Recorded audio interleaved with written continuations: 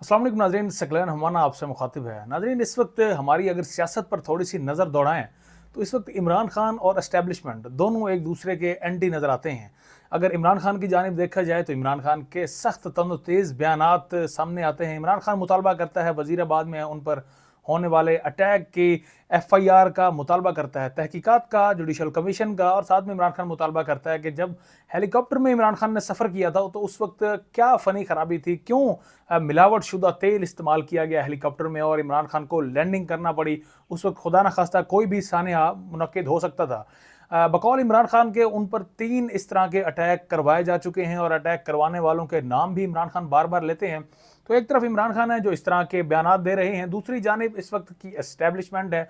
Establishment से मुराद अगर पाक आर्मी को भी लिया जाए तो भी आप देख सकते हैं कि इस वक्त DGISPR जो प्रेस कॉन्फ्रेंसेस करते हैं, प्रेस कॉन्फ्रेंसेस में उनका सिर्फ और सिर्फ इस वक्त टारगेट ना तो वो इंडिया है ना वो इसराइल है, टारगेट उनका सिर्फ और सिर्फ है इमरान खान, 9 मई और इमरान खान। सिर्फ ये पूरी उनकी 1.5 घंटा की प्रेस कॉन्फ्रेंस में आपको सिर्फ ये 2 चीज़ें ही नजर आएंगी और बाद में आखिरी बयान उनका यही होता है कि हम लोग सियासत से दूर हैं। अगर सियासत से दूर हैं तो ये जो एक सहाफ़ी ने सवाल भी किया था, सवाल जो है वो हक बजानिब था कि अगर आप सियासत से दूर हैं तो ये 9 मई के वाक़े की बुनियाद बनाकर 1.5-2 माह के बाद लोग आ रहे हैं नेशनल प्रेस क्लब में प्रेस कॉन्फ्रेंसेस करने के लिए और 9 मई की मजम्मत के साथ साथ PTI को भी छोड़ रहे हैं, तो ये किसके MR पर ये सब कुछ हो रहा है? इसमें भी वो खुद को बरीउ ज़मा करार देते हैं और कहते हैं कि ये उनका अपना डिसीजन है, वो अपना डिसीजन इस वक्त ले रहे हैं। बहरहाल ये इनके बयानात से आपको भी इस वक्त सबके सामने वाज़ेह है कि दोनों की इस वक्त ना तो अब बन रही है और ना ही इलेक्शन के नज़दीक या इलेक्शन में दोनों की बनती हुई नज़र आ रही है। नाज़रीन, यहाँ पर ये एक चीज़ वाज़े और देखने वाली है कि अगर अब इमरान खान को जलसा करने की इजाज़त दे दी जाए, जिस तरह इमरान खान ने पहले जलसे किए और बड़े बड़े जलसे किए, तारीख रकम की इमरान खान ने जलसों की, जलसों में अवाम की लाखों की तादाद में लोग निकलते थे।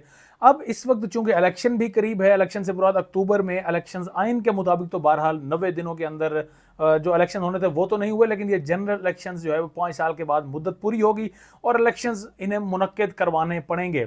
लेकिन चूंकि आइन के साथ भी ये लोग खिलवाड़ जारी रखते हैं तो उस हवाले से वो बाद में देखा जाएगा। लेकिन अगर इलेक्शंस मुनक्किद होते हैं, इलेक्शन से पहले इमरान खान को सिर्फ एक जलसा करने की इजाज़त दे दी जाए तो मेरे ख्याल में नाज़रीन, एस्टेब्लिशमेंट जो अब तक जो एक परत रखी है एस्टेब्लिशमेंट ने, या अब तक जितना भी उन्होंने खेल रचाया, एस्टेब्लिशमेंट हो वो PDM हो, दोनों की जानिब से जो खेल रचाया गया उस तमाम पर मट्टी पड़ जाएगी। क्यों? क्योंकि इस वक्त नाज़रीन एस्टेब्लिशमेंट नहीं चाहती कि इमरान खान को जलसा करने की इजाज़त दी जाए। जलसा होता है तो लाखों की तादाद में वो लोग जो इस वक्त घरों में मौजूद हैं, वो लोग जो इस वक्त बेचारे डरे हुए हैं, वो लोग जो जेल जाने से डरे हुए हैं, जो PTI का परचम लहराने से डरे हुए हैं, PTI के हक में बोलने से डरे हुए हैं, उन्हें एक मरतबा फिर से बूस्ट अप मिलेगा। वो एक मरतबा फिर से इमरान खान की काल पर बाहर निकलेंगे, चाहे फिर जितनी मर्जी ये लोग रुकावटें खड़ी करें। हमने देखा कि जब 25 मई को भी यहाँ पर पब्लिक आई तो रास्ते में जितने कंटेनर्स थे वो पब्लिक हटाते हुए आई और अपने छोटे छोटे बच्चों को साथ लेकर आई। इस तरह का नाज़रीन अगर एक जलसा हो गया इमरान खान का तो आप समझ लें कि एस्टेब्लिशमेंट का, जिस तरह से मैंने कहा, बिल्कुल पूरी तरह से इनका प्लान चौपट होने वाला है, एस्टेब्लिशमेंट का, PDM का। और वो जो 2/3 की बार बार बाज़गश्त सुनाई देती है, जो 2/3 नजर आती है कि 2/3 लेने में इमरान खान कामयाब हो जाएंगे, तो उस जलसे के बाद इसकी उम्मीदें ज़्यादा लगाई जा सकती हैं। इसमें मज़ीद आप यूँ समझ लें कि वुसअत आ सकती है, मज़ीद ताकत पकड़ सकती है PTI, और ताकत पकड़ने के साथ 2/3 अक्सरियत फिर वाज़े तौर पर सामने आ जाएगी। यानी खान की जो दोबारा 2/3 अक्सरियत हासिल करने में खान कामयाब हो जाएंगे। अभी तो कुछ लोगों के माइंड में यही सवाल है कि शायद 2/3 अभी ना ले सकें, या शायद इमरान खान इलेक्शन ही कामयाब ना हो सकें। उसकी वजह और लॉजिक सिर्फ यही है कि उनको लग रहा है कि एस्टेब्लिशमेंट जब खान के अगेंस्ट है, जब इदारे खान के अगेंस्ट हैं, तो किस तरह से इमरान खान इलेक्शन जीतने में कामयाब होंगे। यानी पावर तो उनके पास है, इलेक्शंस के रिजल्ट भी अनाउंस होने हैं, उस पर भी उनका कंट्रोल चलता है।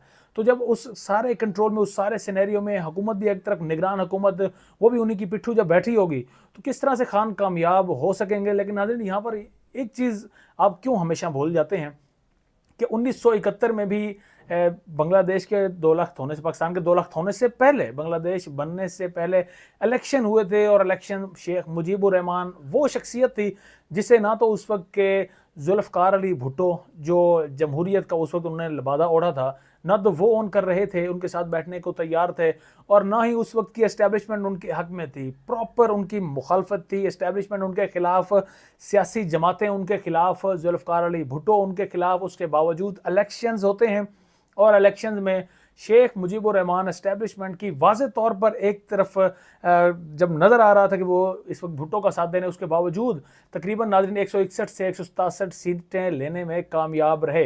ये बाद में एक अलग बहस है कि उसके बाद इतनी ज़्यादा मेजॉरिटी हासिल करने के बाद भी उन्हें हुकूमत क्यों ना दी जा सकी। अब ये नाज़रीन पीपल पार्टी वालों से बात की जाए तो वो इसको फ़ौज पर डालते हैं, फ़ौज से बात की जाए तो जनरल बाजवा भी रिसेंटली बयान देकर गए हैं कि उसमें कसूर फ़ौज का नहीं था, बल्कि उस वक्त के जमहूरियत का था, उस वक्त की हुकूमत का था, यानी जुल्फ़िकार अली भुट्टो का उस वक्त कसूर था।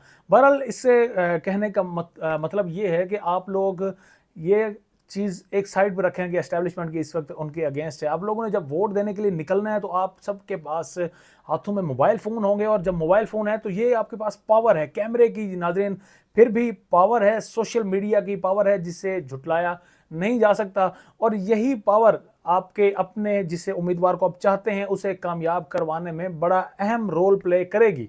और अगर कोई धांधली हुई तो उस वक्त इंटरनेशनल मीडिया भी यहाँ पर मौजूद होता है, और सोशल मीडिया में आपके पास जो सबूत होंगे, आप उन सबूतों को जो ह्यूमन राइट्स की तंजीमें हैं उन्हें दिखा सकते हैं, इंटरनेशनल मीडिया को आप दे सकते हैं, तो मज़ीद इनका नकाब आप बआसानी उतार सकते हैं। तो इलेक्शन बहरहाल अक्टूबर में होने वाले हैं और बड़ा ही एक मैदान सजने वाला है। एस्टैब्लिशमेंट वर्सेस इमरान खान, किसकी होती है जीत। अब नाज़रीन अगली खबर की जाने बढ़ते हैं। इमरान खान ने कॉल दी थी, इस वक्त स्वीडन में जो मामला हुआ, तमाम मुसलमानों के उससे जज्बात मजरूह हुए।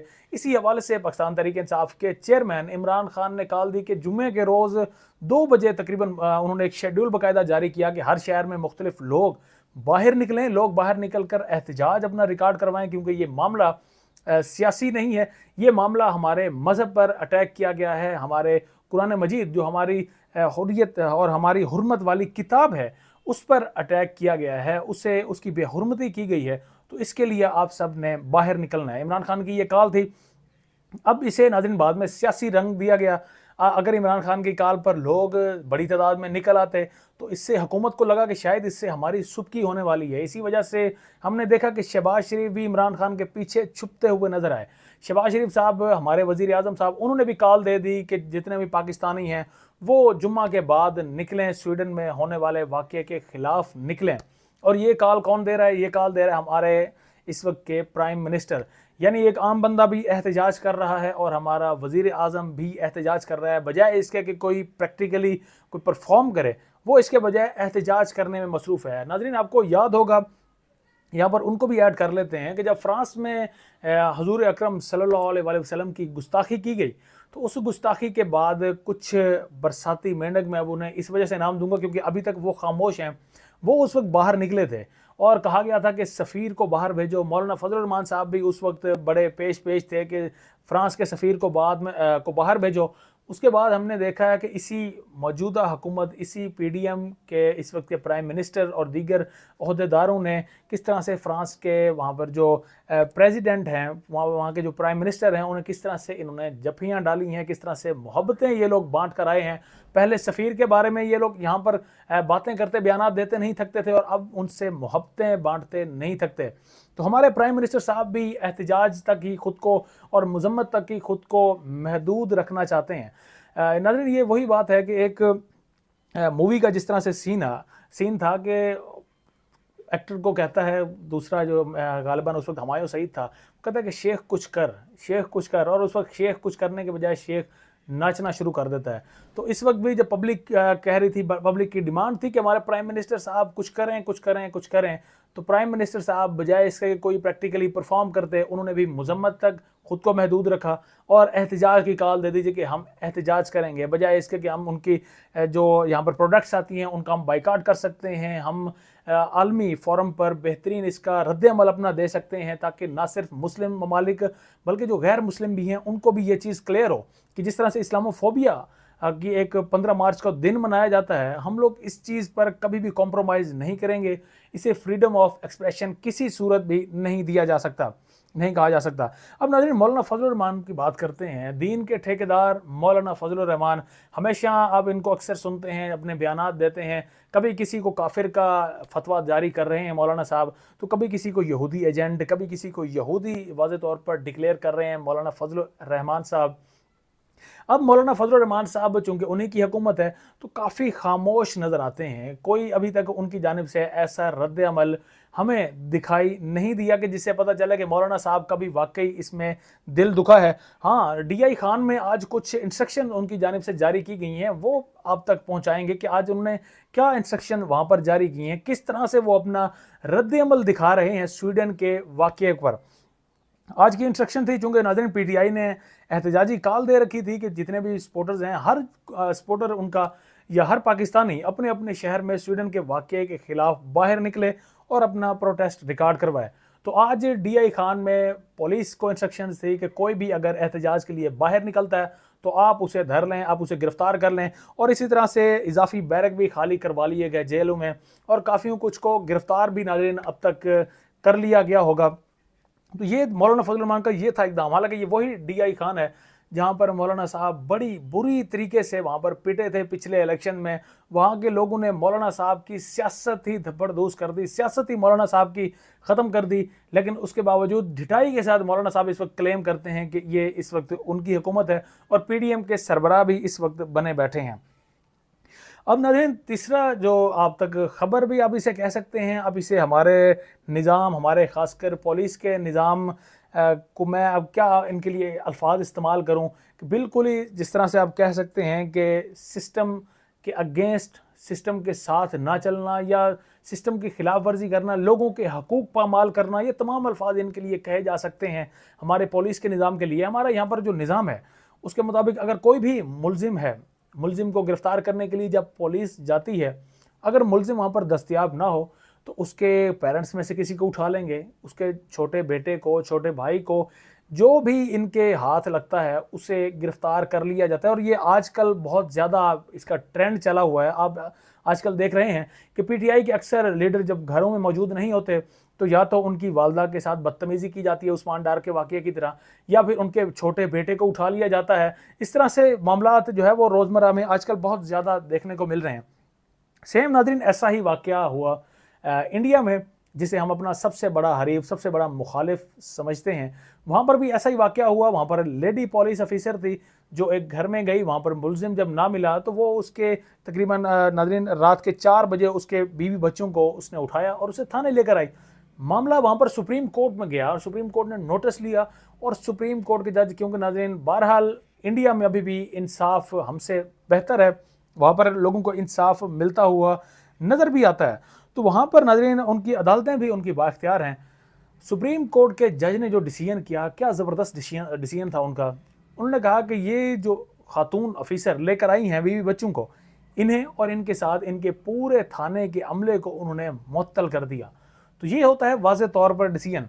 आपको याद होगा कि हमारे यहाँ पर जब असद कैसर पेश हुए थे हाई कोर्ट में, तो हाई कोर्ट के जज साहब उनको फरमा रहे थे कि जनाब आप प्रेस कॉन्फ्रेंस क्यों नहीं कर लेते, आप प्रेस कॉन्फ्रेंस करें, आपकी भी जान छूटेगी, हमारी भी जान छूटेगी। दरअसल वो ये कहना चाह रहे थे, ये है हमारे इंसाफ का निज़ाम। इसलिए हम लोग तकरीबन 130 से भी अब नीचे हमारे नंबर जो हैं वो नीचे जा चुके हैं। इंसाफ प्रोवाइड करने में बुरी तरह हम लोग नाकाम रहे हैं।